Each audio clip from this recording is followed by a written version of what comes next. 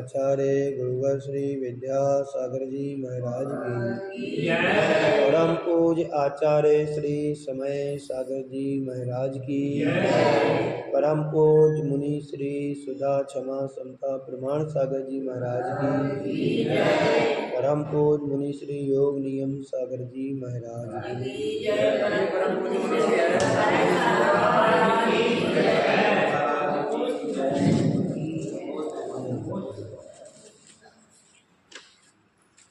चलिए, हर रोज की तरह आज भी हम सभी लोग कुछ सुनने के लिए बैठे हुए हैं। सुनना रोज है और रोज सुनकर के अपने जीवन में भी कुछ परिवर्तन लाना है। हर रोज की तरह एक सेठ जी भगवान के मंदिर में जाकर के भगवान से शिकायत कर रहा है। क्या कर रहा है कि हे प्रभु, मैं तुम्हारी नित्य पूजा करता हूँ, फिर भी तुम मुझ पर कृपा अनुकंपा क्यों नहीं कर रहे। आप लोग भी पूजन करने आते हैं, हर रोज कोई न कोई मन में मंगल कामना लेकर के भी आते होंगे। तो वो व्यक्ति भी रोज जाए भगवान के चरणों में पूजन पाठ करे, लेकिन शिकायत जरूर करे कि हे प्रभु, मैं तुम्हारी नित्य पूजा पाठ करता हूँ, फिर भी तुम मुझ पर कृपा क्यों नहीं कर रहे हो। क्या मेरी भक्ति सेवा में कोई कमी है। हे प्रभु, मैं रोज तेरे चरणों में अर्जी लगाता हूँ, लेकिन आपकी मर्जी क्यों नहीं हो रही। देखो, मेरे पास एक बेटा था और आपकी कृपा और आशीर्वाद से बेटे की शादी भी हो गई। 5-7 वर्ष हो गए हैं, लेकिन अभी तक बेटे के बेटा क्यों नहीं हुआ। भाई, बेटे आपकी कृपा से बेटे की शादी हो गई, सब अच्छा हो गया, पर मेरे बेटे के यहाँ पुत्र रत्न की प्राप्ति क्यों नहीं हो रही। वैसे तो आपकी कृपा से सुख शांति समृद्धि सब कुछ है, पर मेरे से ज़्यादा औरों को क्यों है। होते हैं लोगों के मन में भाव, जितना मेरे पास है वो ठीक है, पर मेरे से ज़्यादा औरों के लिए क्यों है। इस बात को लेकर के व्यक्ति दुखी होता है। ये व्यक्ति के अंदर की सबसे बड़ी कमजोरी दुर्बलता मानी जाती है कि वो अपने सुख से सुखी ना होकर के दूसरों के सुखों को देख कर के दुखी होना कई लोगों का स्वभाव बन जाता है। अब सेठ सब शिकायत करने के बाद, पूजा करने के बाद वापस जा रहा था। थोड़ी देर बाद उसी मंदिर में एक अंधा भिखारी भी आया, अंधा व्यक्ति भी आया, और वह भी भगवान के चरणों में नतमस्तक होता है, अपना श्रद्धा सुमन समर्पित करता है, लेकिन कोई शिकायत नहीं करता है। क्या नहीं करता? शिकायत नहीं करता है। अंधा है, आया, पता है ये देवालय है, ये जिनालय है, ये प्रभु है, बस हमें इनको नमन करना है।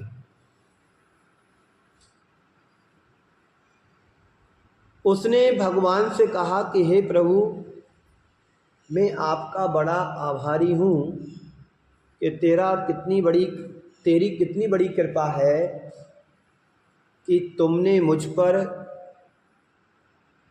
आशीर्वाद दिया और मैं चल कर के आपके मंदिर तक आ जाता हूँ, पर इस भक्ति को देख करके प्रभु उससे बोल पड़े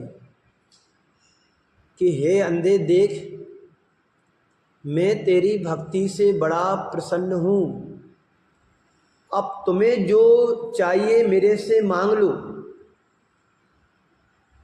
तो अंधा कहता है प्रभु मुझे कुछ नहीं चाहिए, मेरे पास जो है आपकी कृपा से सब कुछ है, संतुष्ट हूँ, मुझे कुछ नहीं चाहिए आपसे। फिर भी भगवान उससे कहते हैं कि देख अभी भी मैं तेरे से कह रहा हूँ, जो चाहे वो मांग ले, देख तेरे पास आंखें नहीं है तो आंखें मांग ले और मेरी निकाल ले तू और अपने में लगा ले, कम से कम दिखने तो लगेगा। अंधा व्यक्ति कहता है नहीं प्रभु, मेरे को कोई देखने की जरूरत नहीं है, आप मुझे देख लेते हो मेरा जीवन धन्य हो जाता है। ये दोनों बातें और दो व्यक्ति आपके सामने हैं। एक साधन संपन्न व्यक्ति भी मंदिर में जाता है और एक साधनों से अभाव में भी व्यक्ति मंदिर में जाता है। एक व्यक्ति के मन में शिकायत है और एक व्यक्ति के मन में अहोभाव है। अहोभाव से भरकर के जाने वाला व्यक्ति अपने जीवन को सार्थक कर लेता है और शिकायत लेकर के जाने वाला व्यक्ति हमेशा शिकायत से रोता ही रहता है। इस तरह से संसार में दोनों तरह के व्यक्ति होते हैं।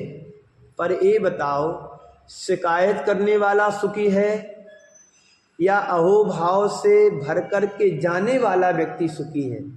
बोलो। अहोभाव से भर कर के जाने वाला व्यक्ति सुखी, क्योंकि उसके जीवन में कोई शिकायत, कोई अपेक्षा, कोई इच्छा नहीं है। बस हमें यही समझना है कि हम अपने जीवन में कोई भी किसी के प्रति शिकायत को जन्म ना दें। जो है, जैसा है, जितना है, उसमें हमें संतुष्ट रहना है। माना कि एक पिताजी के 3 बेटे हैं और तीनों बेटियों को बराबर बराबर पिताजी ने दिया, पर ये बात अलग है कि पिताजी किसको ज़्यादा चाहते हैं। पर लोगों के मन में शिकायत रहती है, देखो छोटे वाले बेटे को ज़्यादा चाहते हैं और हमसे तो बोलते भी नहीं हैं, हमारे घर भी नहीं आते। पर ये तो देखो कि उन्होंने जन्म दिया, पढ़ाया लिखाया, बड़ा किया, योग्य बनाया और आज हमें अपने पैर पर खड़ा कर दिया। ये उनका आशीर्वाद तो दिख नहीं रहा है, पर उनको एक अभाव दिख रहा है कि पिताजी सबसे ज़्यादा छोटे वाले भाई को चाहते हैं। यही नज़रिया, यही दृष्टिकोण और यही सोच हमारे लिए व्यक्ति को दुखी बना देती है। और यदि सकारात्मक सोचें कि कोई बात नहीं, मेरा छोटा भाई तो है, यदि उसको चाहते हैं तो क्या हुआ, मेरा ही तो भाई है। अगर ये सोच हमारे अंदर डेवलप हो जाए तो फिर व्यक्ति कोई दुखी नहीं हो सकता है। तो इस संसार में 2 तरह के व्यक्ति होते हैं। एक वे तमाम प्रकार के संसाधन होने के बावजूद भी रोते रहते हैं, और कुछ वे हैं जो साधन विहीन होने पर भी अपने आप में व्यस्त रहते हैं, मस्त रहते हैं। और कुछ लोग ऐसे हैं अस्त व्यस्त और त्रस्त रहते हैं, उन्हें कुछ काम नहीं है फिर भी बिजी है। काम कुछ भी नहीं है लेकिन फुर्सत भी नहीं है, वे त्रस्त लोगों में माने जाते हैं। तो कुछ लोग हैं जो अपनी हालातों का रोना रोते रहते हैं, ओ जी कंडीशन ठीक नहीं है, ऐसा चल रहा, वैसा चल रहा, बेटे हमारे सुनते ही नहीं हैं, घर में जाओ तो माहौल ठीक नहीं है, पता नहीं ना जाने जमाने भर की अपनी अपनी रोना रोते बता देंगे, ऐसा है वैसा है, आर्थिक मंदी है, शरीर साथ नहीं देता है, कोई मेरी सुनता ही नहीं है, बेटे को कहो तो कुछ करो, करता ही नहीं है, दिन भर घूमता रहता है और शाम को सुबह खाने के लिए आ जाता है, दिन भर पता ही नहीं रहता है। ये सब रोना रोते रहते हैं, मेरा तो नसीब ही खराब है, मेरा तो भाग्य ही साथ नहीं दे रहा है, किस्मत मेरी फूटी है। और कुछ लोग सब प्रकार के अभाव में भी प्रसन्नता से जीवन जीते रहते हैं। आप प्रसन्नता से जीने वाले लोगों में हैं कि रोना रोने वालों लोगों में? बोलो, ईमानदारी से बोलना कि व्यापार चल रहा नहीं चल रहा वो अपनी जगह है, पर इतना तो हमारे पास प्रभु कृपा से है कि 3 पीढ़ी तक नहीं कमाओगे तो कुछ ज़रूरत नहीं पड़ेगी किसी से मांगने की। बोलो, इतना तो है। एक पीढ़ी आपकी और दूसरी पीढ़ी तुम्हारा बेटा है ना, वो हो गई, और तीसरी पीढ़ी यदि बेटे की शादी हो तो उसका भी बेटा है। तो इतना तुम लोगों ने कमा करके जोड़ करके अपने पास जमा करके रख लिया है कि 3 पीढ़ी यदि 100 साल तक कुछ ना करेंगी तो रोटी खाने के लिए तो मिलती रहेगी। 2-2, 5-5, 10-10 करोड़ रुपए के आसामी आप लोग हैं, और यदि इसका ब्याज लिखा जाए तो कितना ब्याज हुआ महीने भर का। खूब आराम से अच्छे से दान भी कर सकते हैं और काम भी चला सकते हैं। ऐसी एक बार क्या हुआ, एक व्यक्ति को लंबा घाटा लग गया। उसकी हैसियत से 85 लाख रुपए का घाटा लगा किसी व्यापार में, और मंदिर में कोई अच्छा कार्यक्रम होने वाला था या मंदिर की नींव भरी जाने होगी, शिलान्यास होना होगा, और उस बेटे ने 15 लाख रुपए की और बोली ले ली। लोगों ने कहा कि भाई तुम्हें अभी अभी तो 85 लाख रुपए का घाटा लगा है, व्यापार डाउन हो गया है, ये 15 लाख की बोली ले, तू पागल तो नहीं हो गया? तू पागल तो नहीं हो गया? बोले, मैं पागल तो नहीं हुआ है, लेकिन पता भी है कि मैंने अभी अभी 15 लाख रुपए घाटे से मैं 85 लाख रुपए से घाटे से चल रहा हूँ। पर मैंने सोचा इतना अच्छा सौभाग्य और अवसर आया है, प्रभु के मंदिर की नींव भरी जा रही है, शिलान्यास हो रहा है, तो पैसा तो आता है चला जाता है, और माना कि 1 करोड़ का घाटा लगता तो मैं किसको रोना रोता। मैंने सोचा कि 85 लाख तो वो गए, वो तो चले गए, आने वाले नहीं हैं। मैंने सोचा कि और कमा लूँगा, 15 लाख रुपए का बोली ले ली, समझूंगा कि 1 करोड़ का घाटा लग गया। ये सोच कौन सी सोच है? सकारात्मक सोच है। अवसर बार बार जीवन में नहीं आएगा, अवसर बार बार जीवन में नहीं आता। आपने भी मंदिर बनाया है, आज से 30, 35, 40 साल पहले मंदिर बनाया हो। कितने साल पहले मंदिर बना?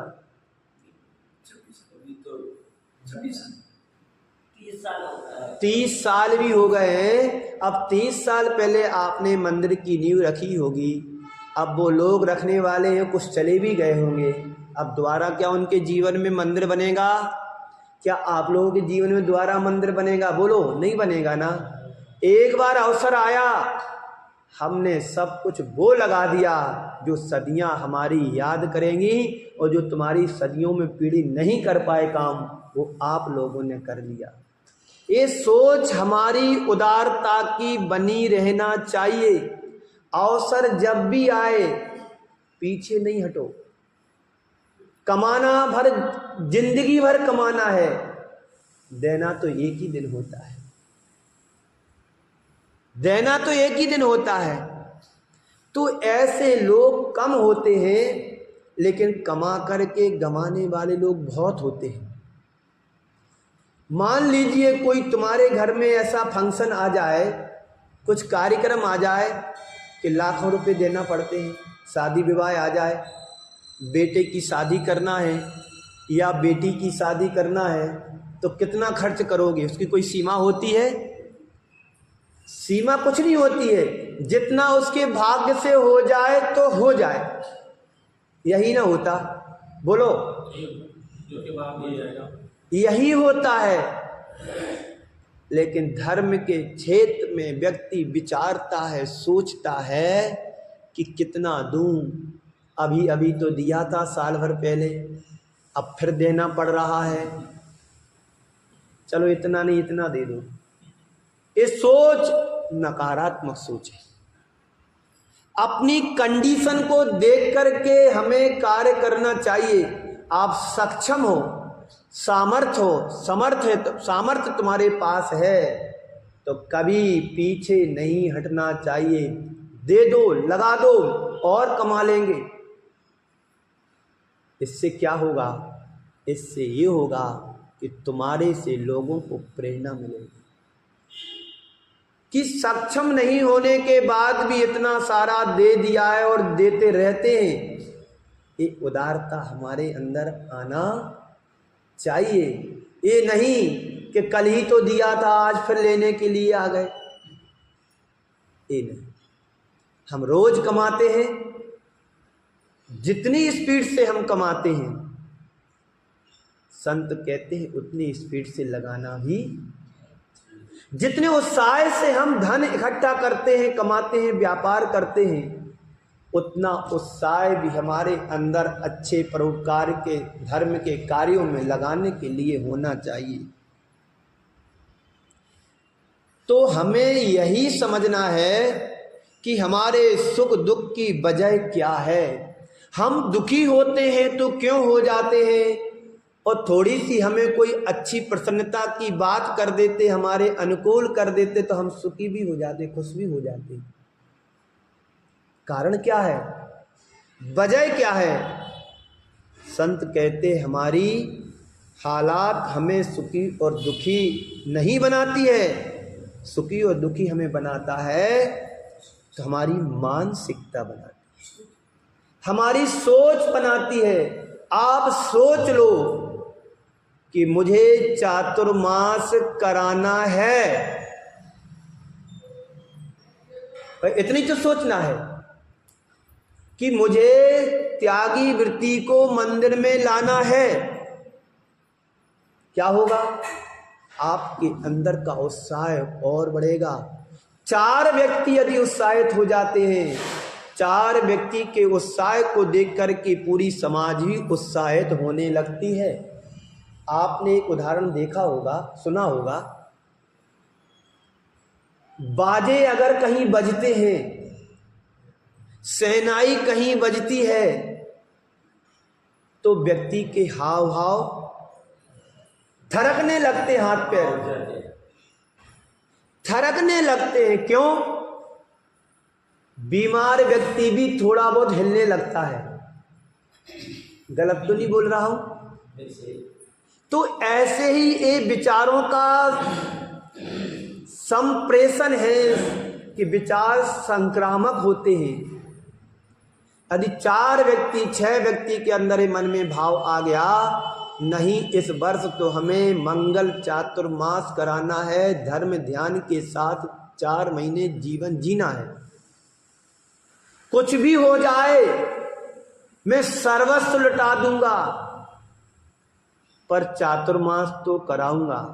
यदि 4 व्यक्ति स्तंभ के रूप में आगे आ जाते हैं, समाज तो ऐसी है बिना पेंदी की है। रामलाल ने कही तो रामलाल की तरफ लुढ़क गए, और श्यामलाल ने कहा तो श्यामलाल की तरफ चले गए। गंगा गए तो गंगा दास, और जमुना गए तो जमुना दास। जनता जनार्दन तो किसी की नहीं हुई।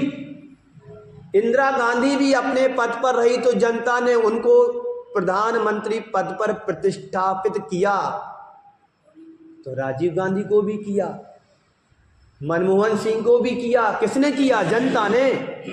बोलो कि अपने मन से आए? वो जनता के बहुमत से पहुंचे ना वहां तक।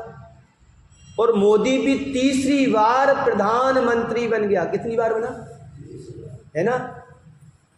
तो किसने बनाया? तो जनता के उत्साह ने उनको उत्साह को डबल कर दिया। आज यदि जनता और सेना साथ नहीं देती तो मोदी कितना भी माइक पे बोलता रहता, कुछ नहीं कर पाता मोदी। बोलिए, लेकिन उसके उत्साह से जनता के ने उत्साह बढ़ा दिया और जनता के उत्साह से उसका उत्साह और 1000 गुना ज्यादा बन गया। तो क्या हुआ, हमें सुखी दुखी हमारी हालात नहीं बनाती है, सुखी दुखी तो हमारी मानसिकता और सोच बनाती है।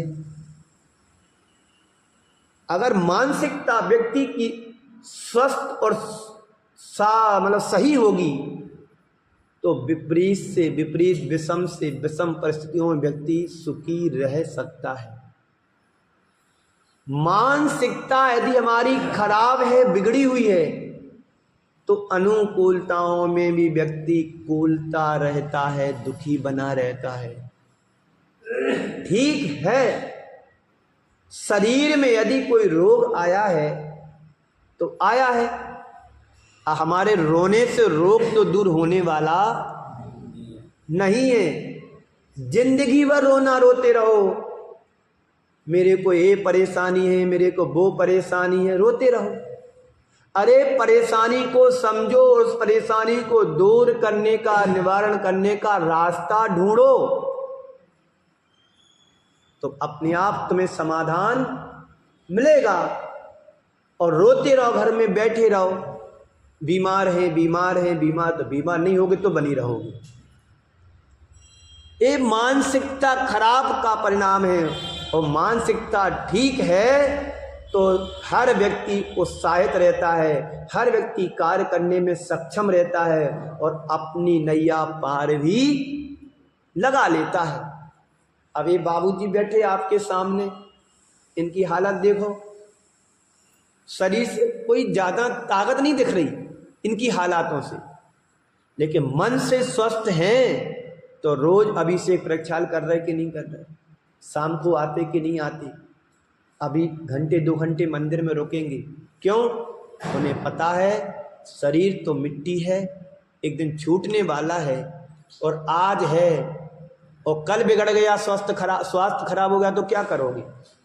डॉक्टरों ने सब 30 तारीख तक पानी लेने को मना कर दिया। तो मैं ये कह रहा हूं कि अपनी मानसिकता को स्वस्थ बनाएं।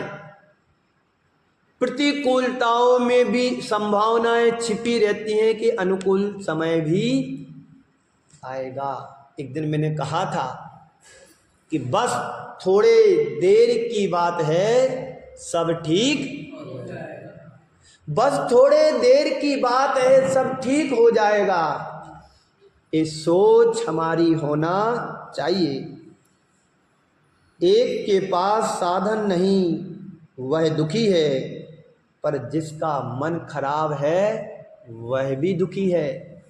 और एक के पास साधन है वह सुखी है, जिसका मन ठीक है वो सुखी है।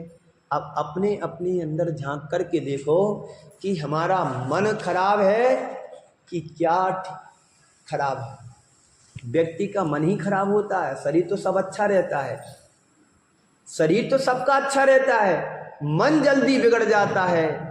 किसी ने कुछ कह दिया नेगेटिव वाली बात तो बस जहर घोल दिया, रंग में भंग कर दिया। सोचा तो था कि महाराज जी का चातुर्मास कराएंगे, पर कहीं से फोन आ गया, अरे आपको पता नहीं, ठीक नहीं है महाराज, जरा संभल के रहना। बस हमने आपको संकेत किया है, बाकी आप जानो। मैं आपको ऐसा गलत नहीं बता रहा हूं, पर जो मैंने सुना था सो आपको बता दिया। यही ना मैसेज आता है, इसी भाषा में आता है। बोलो, आपको मैं एक उदाहरण देता हूं, अभी 2 महीने पुराना। मैं पिड़ावा में था, प्रवचन करते करते मैं स्वाध्याय करा रहा था, रोज कराता था तत्वार्थ सूत्र का 6वें अध्याय का, जो श्रावक के आश्रव का जो बंध का कारण है उसका पूरा विवेचन। मुनि श्री क्षमा सागर जी की पुस्तक है, मैंने एक एक शब्द लिख करके उसको तैयार किया, तो उसको पुनः प्रिंट कराना था। तो मैंने सोचा कि उसको फ़ोन लगा के पूछो कि हमको पुस्तक की ज़रूरत है, पुस्तक भेजो। तो बोलता है कि महाराज जी वो फाइल डिलीट हो गई, अब मुझे पुनः तैयार करना पड़ेगी, कुछ आपके पास पुस्तक हो तो भेज दो। फिर मैंने उसके पास एक पुस्तक भेजी, उसने टाइपिंग करके पूरी की पूरी पुस्तक हमारे पास भिजवाई। अब पुस्तक है तो पैसा तो उसमें लगेगा ना, लगेगा ना, तो बिना उसके तो वो पुस्तक बनेगी नहीं, शास्त्र बनेगा नहीं। तो मैंने इसी प्रवचन के दौरान कहा कि देखो ये पुस्तक तैयार होना है, जिसको भी अपना पुण्य कमाना हो इसमें सहयोग कर सकते हैं। सबने मानसिकता बनाई, सबने दान दिया, पर एक व्यक्ति ने दान नहीं दिया और वो ही जहर फैला रहा है। महाराज श्री ने पैसे इकट्ठे किए, भिजवा दिए, ऐसा किया वो किया, सुन रहे ना, पर पूरी समाज एक तरफ और वो व्यक्ति एक तरफ, पूरा गुंडा है वो, और यहीं कोटा में रहता है, नाम नहीं बताऊंगा मैं। और वो 60-70 लोग नहीं 80 लोगों के नाम और राशि, किसी ने 200 दिए, किसी ने 250 दिए, किसी ने 500 दिए, किसी ने 1100 दिए और किसी ने 2100 दिए। पूरी लिस्ट है, अभी भी मेरे पास लेकर के आया हूं, और उसकी फोटो कॉपी करा के समाज के लोगों ने 4-5 पेजों में ब्लैक बोर्ड पे ठोक दी कि जिसने जितना दान दिया है। अब सोचना, पर जिसने नहीं, जो नहीं देता है वही उपद्रव करता है। वो जो दान देने वाले हैं, दान दे करके फ्री होगा ना, तो ये भी नहीं कहा कि मेरा नाम आए, उनने यही बोल दिया महाराज श्री सकल दिगंबर समाज पढ़ावा लिख देना, हमारा काम हो गया, पुण्यार्जक। और जिसने 1 रुपया नहीं दिया वो क्या बोल रहा है, महाराज जी ने पैसे इकट्ठे करवाए, महाराज जी ने पैसे भिजवा दिए, एक कर दिया वो। अब बताओ, जिनने दान दिया उनने पुण्य कमा लिया, और जिसने कुछ नहीं उसने पाप कमा लिया, प्योर पाप कमाया। एक मैंने जी अपना उदाहरण सामने आपके सामने रखा है। समाज में हर तरह के लोग होते हैं, कुछ अच्छाई देखते हैं तो कुछ बुराई देखने के लिए आते हैं। महाराज कैसे बैठ रहे हैं, किससे बात कर रहे हैं, क्या बोल रहे हैं, क्या वीक पॉइंट उनका लेंगे, फिर उसको समाज में फेंकेंगे। ये हमारे साथ नहीं, किसी और के साथ, ये जन्म जन्मांतरों का रोग है। भगवान ऋषभ देव के समय में मारीच नाम का एक जीव था, उसने 363 मत चला दिए। अब बताइए, तीर्थंकर के समय की बात भी ऐसी है। लेकिन जो सच्चा धर्मात्मा सम्यक दृष्टि होता है वो कभी इन चीजों से घबराता, सत्य को कभी आंच नहीं आती है। सत्य परेशान हो सकता है, पराजय नहीं, ये नीति। सत्य परेशान हो सकता है, पर यहां पर गुना वाले भैया जी बैठे ना, प्रमोद जी बैठे हो कि नहीं बैठे, इनके यहां भी मैंने ऐसी चर्चा की तो 10 मिनट में 43,300 रुपये इकट्ठे हो गए थे, 10 मिनट में। वो भी नाम मेरे पास है, इनके सामने ही बात हुई थी गुना में, शांति धारा के समय। किसी ने 11,000 दिए, किसी ने 5100 रुपये, किसी ने 1100, किसी ने 2100। 10 मिनट 43,300 रुपये इकट्ठे कर दिए। भाई जिनवाणी है तो साधु तो प्रेरणा देता है, प्रेरित करता है, प्रेरता नहीं है। और साधु की प्रेरणा से आप अपने धन का सदुपयोग करते हैं, कर रहे हैं। आप बड़े बड़े साधुओं से भी जुड़े हैं, जहां आप लाखों रुपए, करोड़ों रुपए दान भी देने वाले लोग हैं।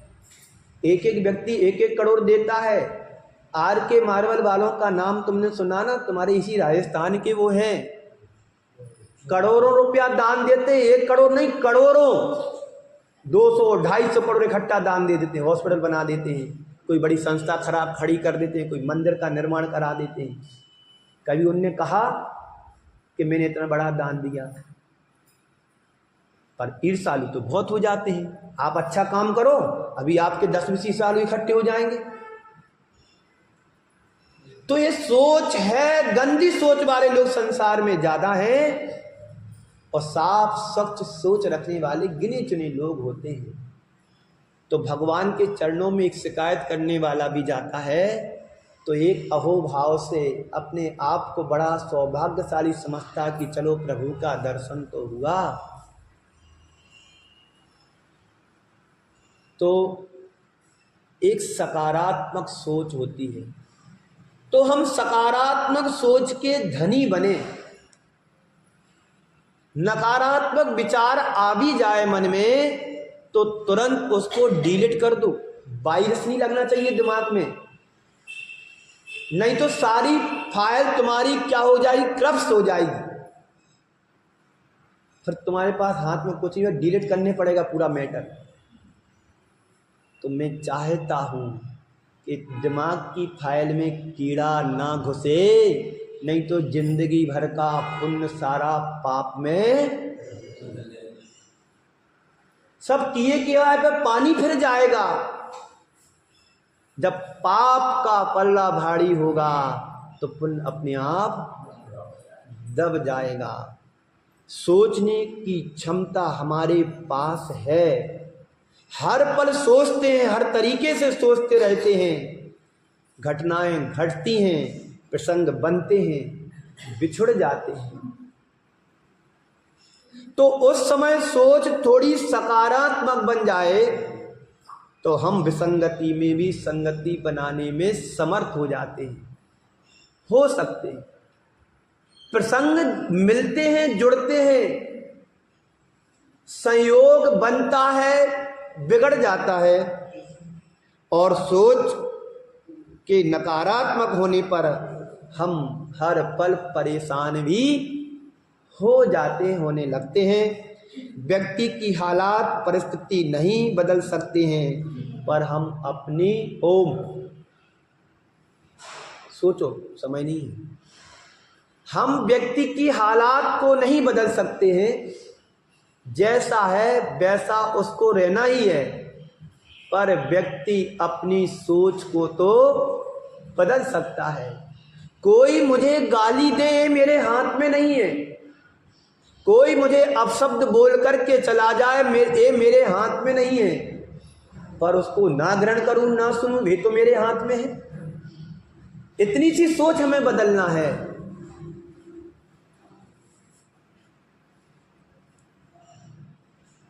तो कहने का मतलब है कि हम अपने जीवन को सकारात्मकता से जोड़ें।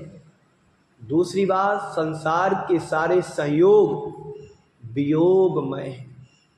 जो जुड़ा है बिछड़ेगा, जो आया है जाएगा, जन्म हुआ तो मरण होगा, सूर्य उगा है तो डूबेगा, कली खिली है तो मुरझाएगी, पत्ता आया है तो झड़ेगा ही झड़ेगा। तो इसलिए संयोग के साथ वियोग है। इस सच्चाई को सदैव अपने हृदय में अंकित करके रखें। इससे क्या होगा, पुण्य के उदय में अभिमान नहीं जागे, पुण्य के उदय में अभिमान नहीं आएगा, और पाप उदय में दीनता नहीं आएगी। ठीक है, अशुभ कर्म का उदय आया है तो दीनता क्या करना है। हम सुदामा के जीवन को देखो, गरीबी आई पर परेशान नहीं हुआ, पर उसकी पत्नी ने बार बार प्रेरित किया कि जाओ, द्वारकाधीश अधिपति तुम्हारे बचपन के मित्र हैं, तुम्हारा साथ निभाएंगे, जाओ, मुझे विश्वास है। वो नहीं जा रहा, कह रहे मैं फटे हाल हूं, कैसे जाऊं, मुझे शर्म आ रही है, रहने दो, जैसा है चल रहा चलने दो। नहीं, तुम्हें तो जाना ही होगा। बार बार पत्नी के प्रेरित करने से कई बार पति भी सुधर जाते हैं, मंदिर आने लगते हैं, पूजन पाठ करने लगते हैं, अभिषेक करने लगते हैं, और जीवन बदल जाता है सारा, और अंत में जाकर के दीक्षा भी ले लेते। ऐसा भी होता है। अपराधी को कभी हमेशा अपराधी की दृष्टि से नहीं देखना, उसमें भी संभावनाएं सुधरने की छिपी रहती हैं। डाकू हमेशा डाकू नहीं रहता है, एक दिन संत भी बन जाता है। अंगुली मार के जीवन को देखो, आप डाकू था और संत बन गया। तो सुदामा भी जब श्री कृष्ण के चरणों में गए तो श्री कृष्ण राज सिंहासन से उतर करके नाम सुनते ही दौड़े दौड़े आए, अपने बचपन के मित्र से मिल लिया और खुद तो मिले लेकिन अपना स्थान, उच्च स्थान अपने मित्र को दे दिया। ये कहानी सबको पता है, पर कहानी को कहानी पढ़ करके छोड़ देते, सुन करके छोड़ देते हैं। वो संस्कार अपने जीवन में भी आना चाहिए, उतरना चाहिए। तो क्या करना है? पुण्य पाप फल नाही, हरक बिलखो मत भाई। बीमारी आई है कर्मोदय से, वियोग हुआ है कर्मोदय से, संयोग हुआ है कर्मोदय से, विपत्ति आई है तो कर्मोदय से। ये तो होना ही होना है, ये खेल है, संसार का खेल चलता रहेगा। बस हमारे लिए यही सोचना है कि जो होगा अच्छा ही होगा, बस थोड़ी देर की बात है, बस थोड़ी देर की बात है। और तीसरी बात है, संतोष जीवन जीना सीखे। संतोषी का जीवन जीना सीखे। आज व्यापार नहीं चला, कोई बात नहीं, पर्याप्त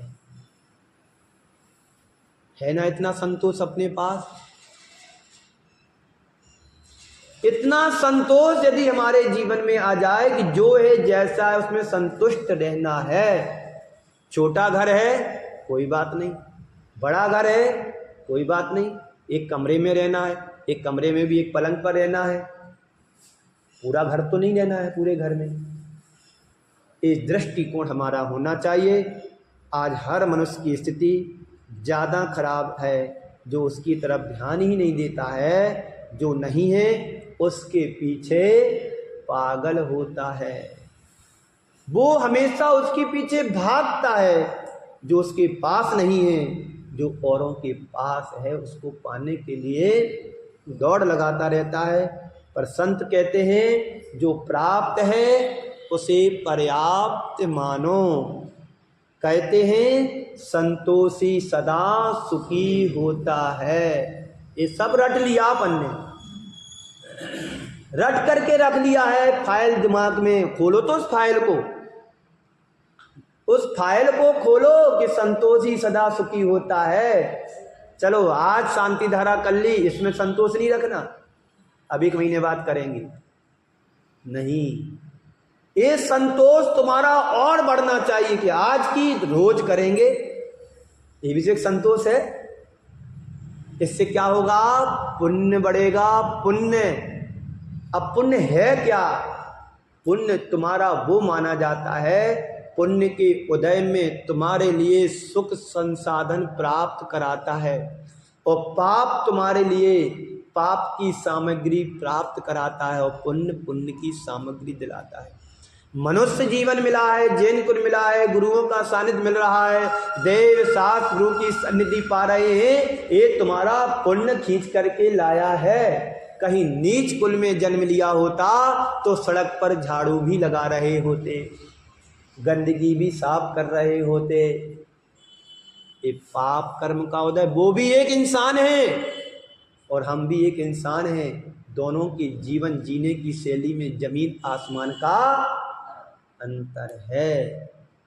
पर आत्मा की दृष्टि से देखा जाए, आत्मसत्ता की दृष्टि से देखा जाए तो सबकी आत्मा एक है। चाहे चींटी हो, चाहे भिखारी हो, चाहे अधिकारी हो, चाहे सेठ साहूकार हो, चाहे परमात्मा हो, कोई भी हो, सबकी आत्मा एक है और एक ही रहेगी।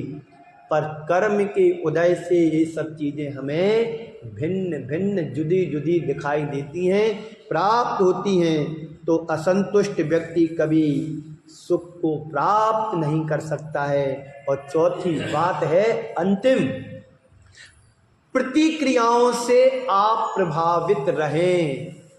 कोई कुछ भी कहे, कोई कुछ भी क्रिया करे, उसमें प्रभावित नहीं होना, तो तुम्हारा जीवन सुखी रहेगा। अपने मन में देखो, छोटी छोटी बातों में हम जल्दी उलझ जाते हैं। बोलो होता कि नहीं होता? किसी ने कुछ कहा नहीं, प्रतिक्रिया शुरू कर दी। अरे समझो तो उसको, सोचो तो, क्यों कहा, कैसा कहा, किस लिए कहा, हम उसको विचार तो करें। फायरिंग है, बिल्कुल बंदूक भरे बैठे, किसी ने एक बात नहीं की, हम 10 सुनाने को तैयार हैं। इससे क्या होता है? झगड़े हो जाते हैं। फिर झगड़ा रगड़ा का रूप ले लेता है।